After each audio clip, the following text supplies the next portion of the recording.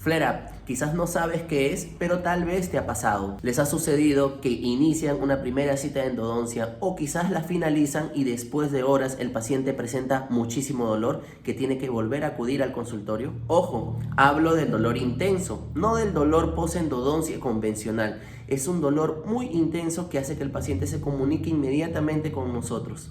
Según la Asociación Americana de Endodoncia, el flare-up es la exacerbación aguda de una patología pulpar y o periapical después del inicio o continuación de un tratamiento de conducto radicular. El flare-up complica el transcurso del tratamiento. Es un evento no deseado que hace sufrir al paciente, tanto física como psicológicamente.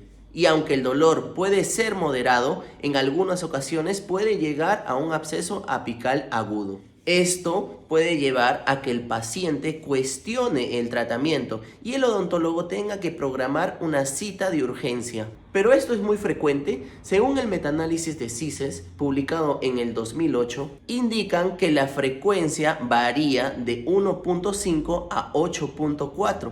Aunque existen estudios más antiguos que ponen esta frecuencia en un porcentaje más alto. ¿Cuáles son los factores que presenta el paciente cuando ocurre el flare-up?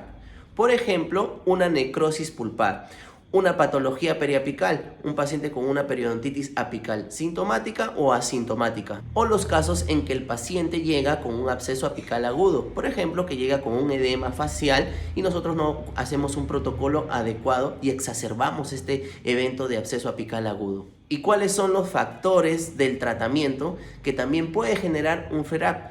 Por ejemplo, un retratamiento, una sobreinstrumentación y hasta la hiperoclusión. Muy bien, la etiología se va a clasificar en tres: mecánica, química y microbiana. En la etiología mecánica, como primer lugar, se menciona a la sobreinstrumentación.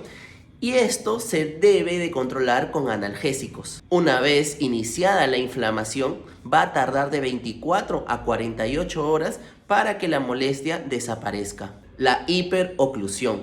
Después de realizar el tratamiento de conductos, debemos de analizar los contactos bruscos con un papel articular. La hiperoclusión desafía directamente al área apical. Amigos, no existe ningún medicamento que pueda solucionar un dolor por hiperoclusión.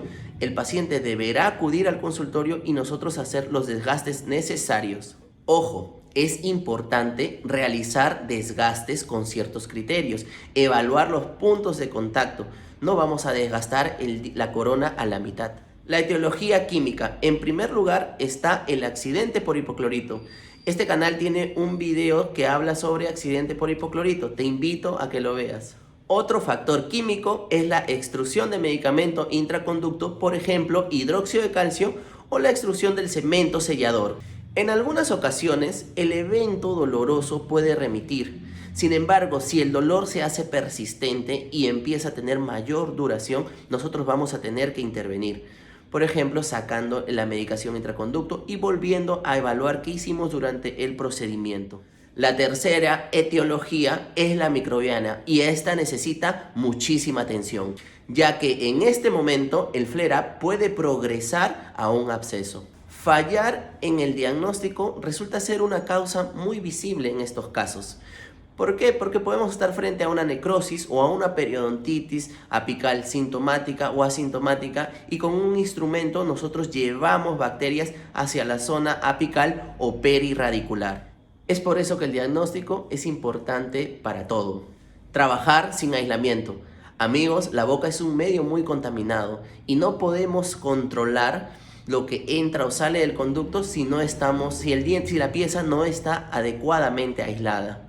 Una vez que empieza la infección activa, empieza una cascada inflamatoria e inmunitaria compleja, local o sistémica, que se traduce en dolor, inflamación o la aparición de un absceso. Esto va a depender del paciente y también de la carga microbiana que se ha llevado hacia la zona apical o la zona perirradicular. ¿Cuál es la medida preventiva?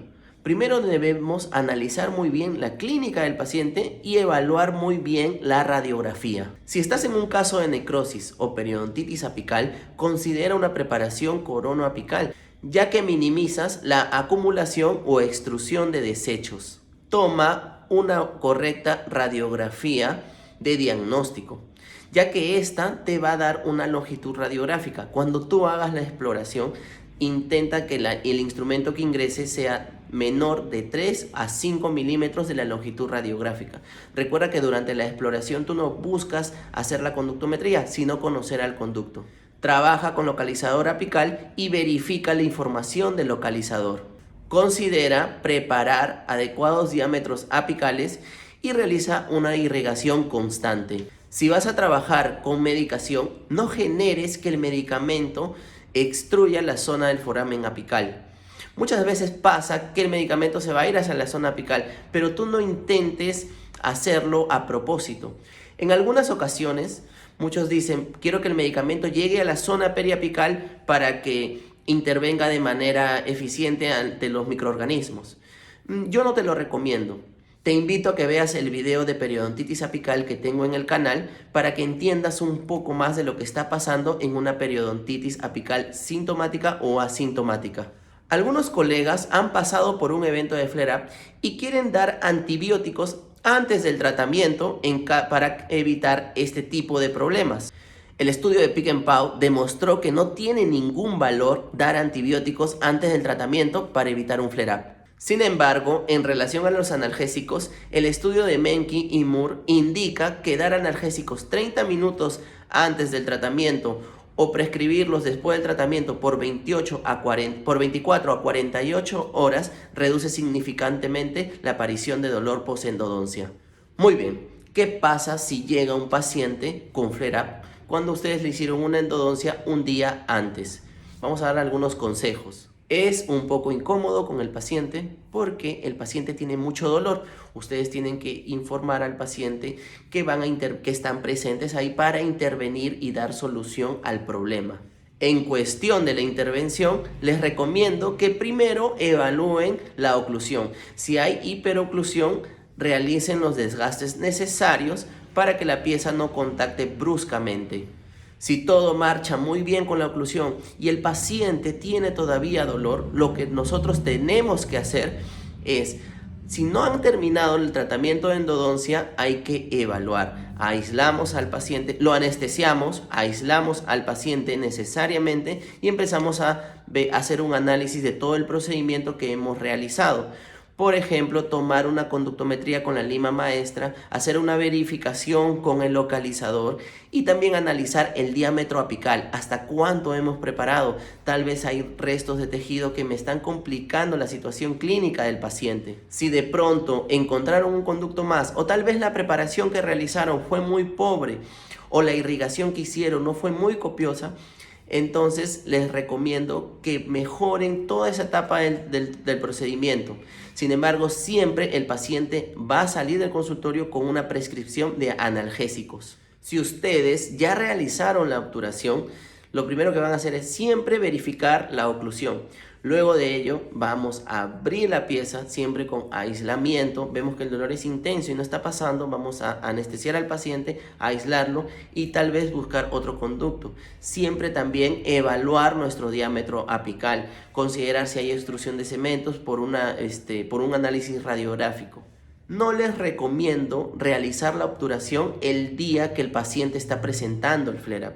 Mejor le van a dar AINES por prescripción y van a esperar unos días. Siempre es bueno controlar al paciente. Si estás frente a un absceso, vas a tener que drenar, intervenir el conducto. Si el paciente está empeorando y no está mejorando la situación clínica, es probable que necesites de prescribir antibióticos. Amigos, el flare-up es un evento muy poco frecuente, pero sucede. No se desanimen, es parte de la endodoncia. Es una parte complicada de la endodoncia. Recuerden, todas las especialidades tienen complicaciones y la endodoncia tiene al flare-up como una de sus complicaciones. Si no saben qué hacer, busquen ayuda. En estos casos se necesita actuar con muchísima inteligencia, conversar con otro colega y hay que evaluar muy bien los signos y síntomas que está presentando el paciente y sobre todo recordar o leer todo el procedimiento que hemos hecho un día antes para evaluar si es que nos está faltando algo. Yo soy Juanjo, si te gustó la información, compártela, suscríbete a mi canal y sígueme en mis redes sociales.